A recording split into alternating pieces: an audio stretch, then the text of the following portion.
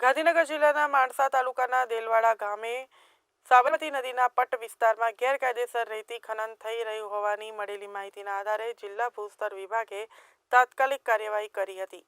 Collector Mehul દવેના માર્ગદર્શન અને મદદનીશ ભૂસ્તર Shastri પ્રણવસિંહના સૂચનાથી mines supervisor RJ irony ટીમે સ્થળ પર આકસ્મિક રેડ કરી હતી. આ રેડ દરમિયાન કોબેલ્કો કંપનીનું એક્સકેવેટર ડમ્પર નંબર GJ01KT3432 પકડાયા હતા. બંને સાધનો મારફતે પરમિશન વગર સાદી રેતીનું ખનન અને પરિવહન કરવામાં આવી રહ્યું હતું. આ સાધનોના માલિક અનિરુદ્ધસિંહ ચંપાવત હોવાનું સામે આવ્યું છે.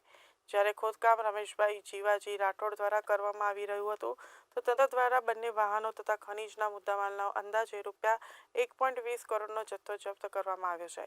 તો ખનીજના ખાડાની માપણીના આધારે દંડકીય રકમ વસૂલાત માટે કાર્યવાહી શરૂ કરવામાં આવી છે. તો આ મામલે ગુજરાત મિનરલ્સ નિયમો 2017 મુજબ કાનૂની કાર્યવાહી હાથ ધરવામાં આવશે.